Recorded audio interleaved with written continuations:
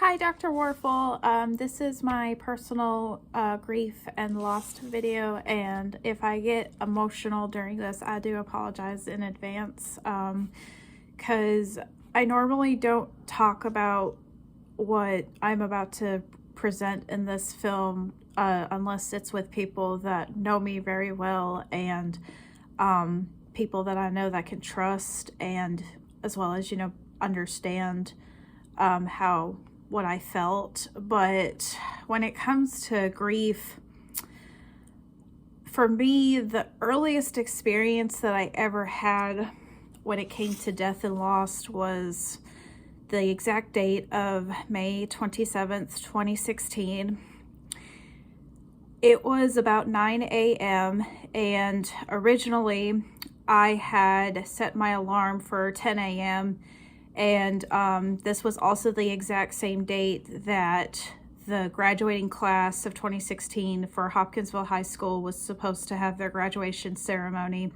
And I was planning on going to it primarily because I had a lot of friends that were graduating from high school that day. However, I woke up an hour early before my alarm was supposed to go off, and it was just something where it's like, I had a gut feeling that I was meant to get up an hour early. I just didn't know why. And then I checked my phone and I had received a text message from one of my friends, Andrew, and he basically said, "Claire, we need to talk." And then I tried calling him and then he wouldn't answer, but he texted me saying, "Have you heard about what happened?" And then I said, "Andrew, what's going on? You're scaring me.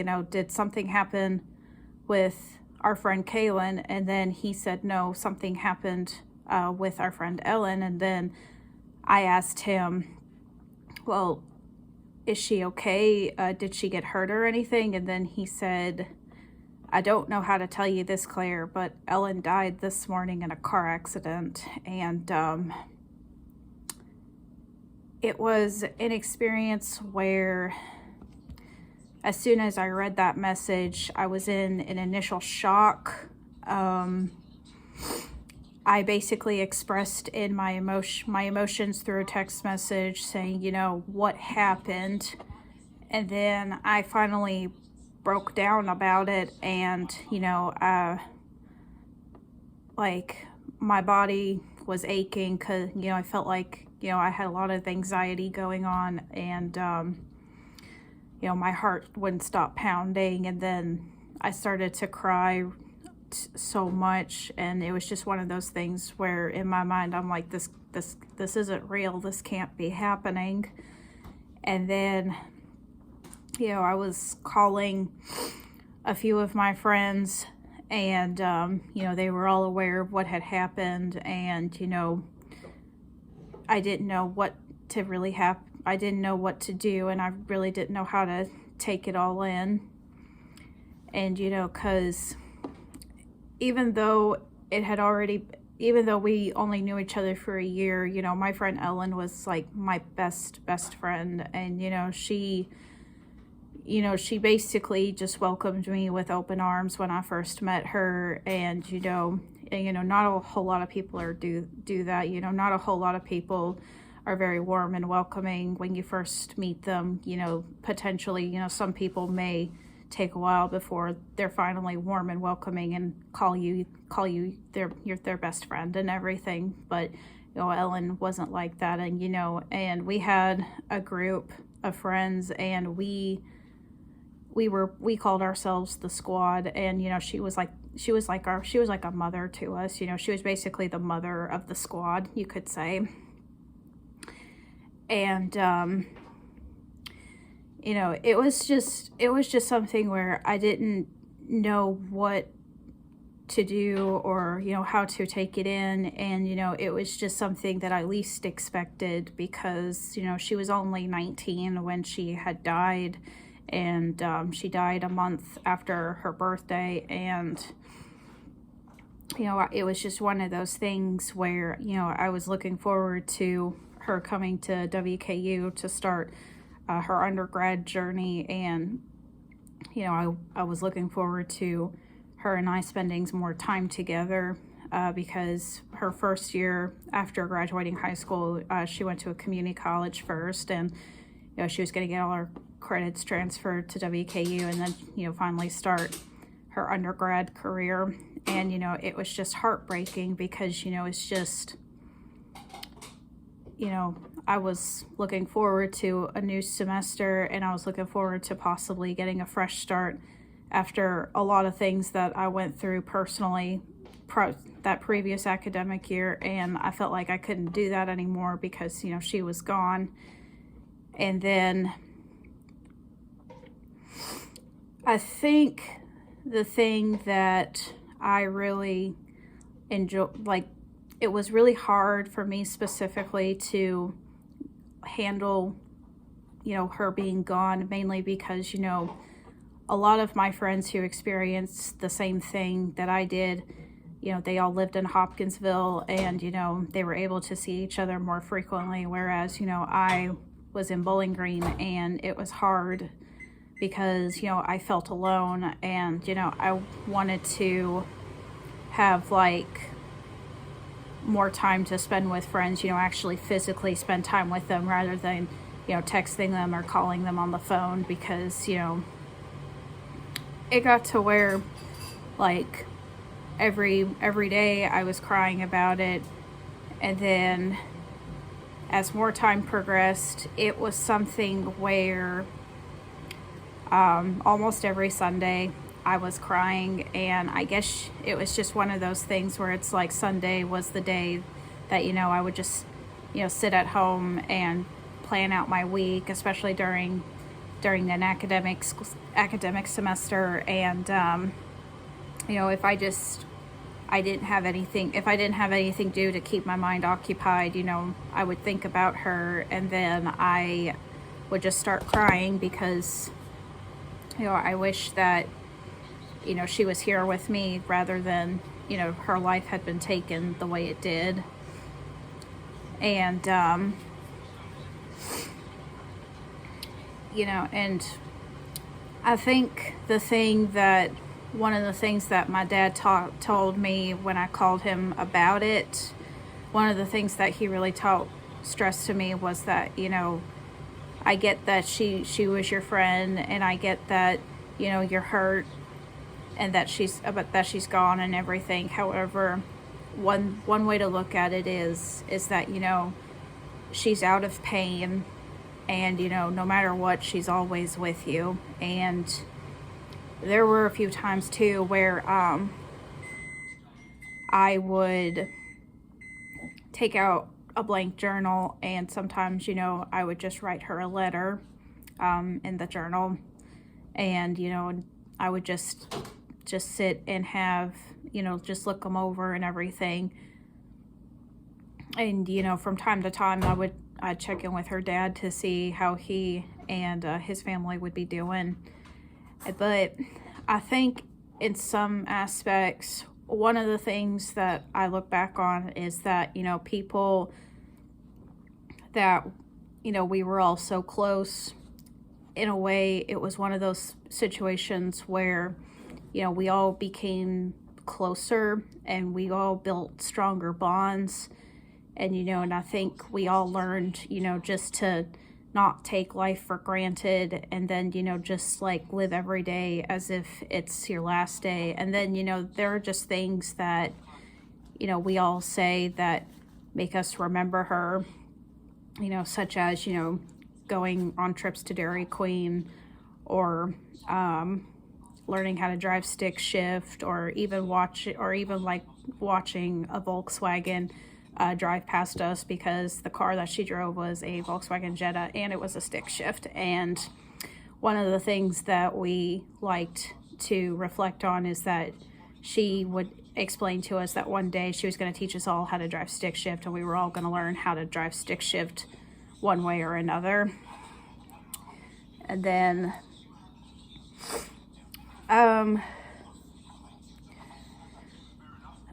when it comes to being philosophical, I like to think about how things represent, like how certain objects represent some kind of symbol. So what I like to do is that whenever I visit Hopkinsville, I always make sure to go to the cemetery and go visit her tombstone, and I'll sit there. And I actually went to go visit her this past Thanksgiving, and I just sat there, and then I just stared at her tombstone, and then I was explaining to her, everyone really misses you, and a lot has changed since 2016. Like one friend joined the Navy, another friend got engaged, another friend she has a son, and she turned out to be a great mom, which I'm pretty sure you knew that no matter what, she was always going to be a great mom. And one of the things that I really like to do whenever I go visit her as well is to leave a bouquet of yellow roses at her grave. And like, to me, roses are a symbol of beauty, and she was just an overall beautiful person inside and out. And to me, and I specifically choose the color yellow because she was always like a big ball of sunshine, and she was just one of those people who knew how to light up a room. And because of that, I always leave yellow roses whenever I go visit her. And then another thing too is that for the longest time, my lock screen on my phone was our first picture together. And it was just one of those things where in my mind, it's like, no matter what, she's always with me. And then when the pandemic first started, there was one thing that I read, I guess you could say that was philosophical, was that cardinals, which ironically are one of my favorite birds, cardinals are a symbol of a loved one looking over you. And so basically what it means is that whenever you see a cardinal in sight, then that means that a loved one is watching over you during that moment. And so whenever I see a cardinal, to me, I say to myself, Ellen's here with me, and Ellen's watching over me. And then when the pandemic first started, I received a phone call from one of my uncles saying that my grandmother had died, and it was the most heartbreaking thing that I had ever experienced as well. And I guess when it comes to grief, I learned that I really just want some time to myself, just so that time to just process it, as well as, just learn to take it all in. And then, it's just one of those things where it's like, because I don't know how to handle my emotions whenever I'm dealing with something such as grief or loss, I just want to make sure that, my emotions are kept under control before I'm officially ready to talk to someone about it. But I also really prefer to talk to my dad about this kind of stuff because, like my dad just always knows what to say. And, and sometimes, I explain to him, sometimes it's not fair. Why did they have to leave like they did? Because, both my friend Ellen and my grandmother, the last time that I ever spoke to them, they both were perfectly fine. And then, they were gone in a heartbeat. And then he said, and, sometimes he'll say something like, well, sometimes, people, it just happens. But one thing that you got to know is that, they're out of pain, they're in a better place, and, they're with God. And then, one thing that my dad pointed out to me was that during the holidays, it was really rough for me because it was the first holiday where I wasn't going to be able to see my grandma. And I would cry every night about it. And then he said, one thing that he mentioned was that, well, at least, she's out of pain and she didn't catch COVID and she didn't die from COVID or anything like that. And, she's here watching over, she's watching over us, and, she could be helping us, get through this and get through the pandemic and coming out strong. And then, so those are the two big losses that I have personally experienced. And the first funeral that I attended was my friend Ellen's funeral, and it was in a Catholic church because she and her family were Catholic. And I went to the funeral, and I sat with my friends, and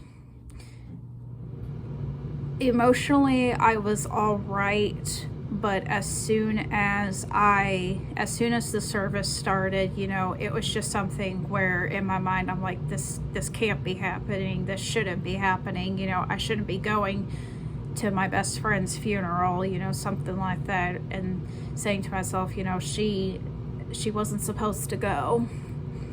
And it was one of those things too, like during the service, the priest gave us an option to receive a carnation and then put it on her casket if we wanted to. And so I got up and I walked with my friends, and each of us were given a carnation, and we put it on her casket. And then we all drove to the cemetery, and then we had another service before they finally put the casket in the ground, before they decide to bury the casket. But as soon as the service was over in the cemetery, I touched her casket and I said, "Goodbye, Ellen." And it was just one of those moments where I learned that, it's important to keep your friends close, and, and it's important to just cherish life and just cherish every moment that you have with your friends, because, you never know when you're going to see them again. And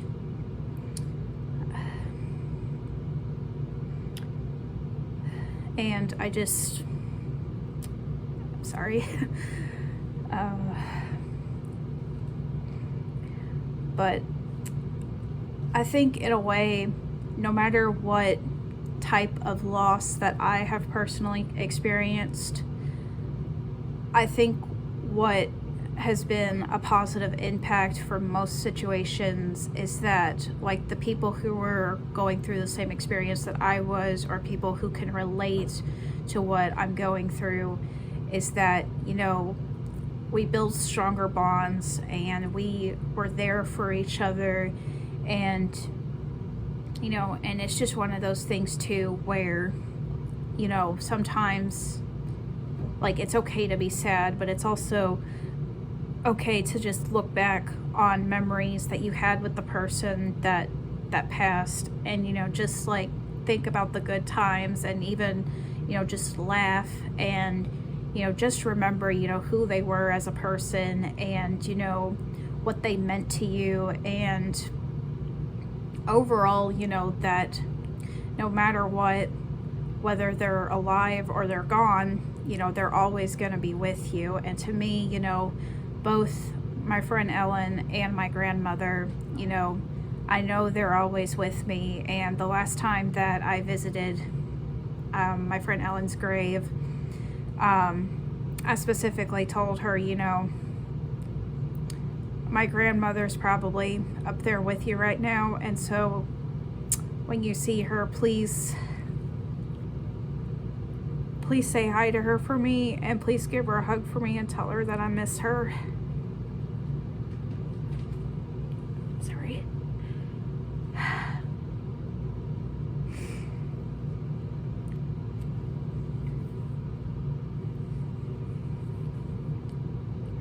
But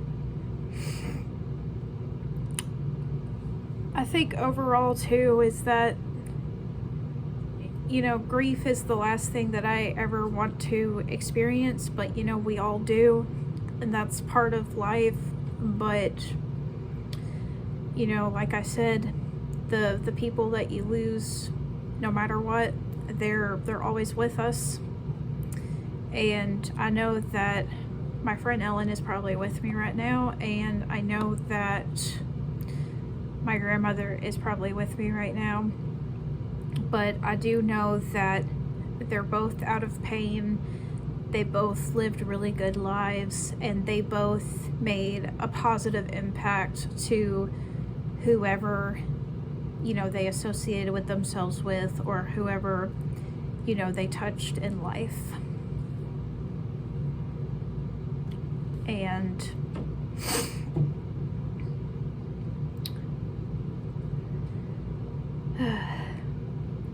I guess when it comes to like coping capacities, I think the things that I've learned is, you know, I just make it clear to people that, you know, I need to be left alone for a while, because, you know, I need time to myself to process everything, and, you know, to like just really see like where my feelings are, where my emotions are, and just see, you know, what can I do to help myself as I work through this difficult time. And then when I'm ready to talk to someone about what I've gone through, what I'm going through, or how I feel, then I will let you know. Because I just sometimes, you know, like, because with my emotions too, if I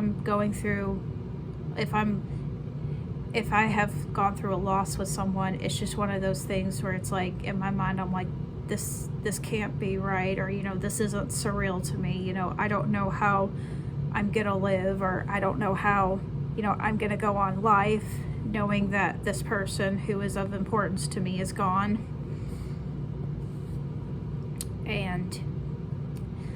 But I think too, when I do get ready to talk to someone about it, you know, it's a great talk, but it's also more of, I prefer to speak to someone who has a little bit more empathy and can understand, or can try to understand what I'm going through, as well as, you know, just people who always know what to say and what are some good words of wisdom.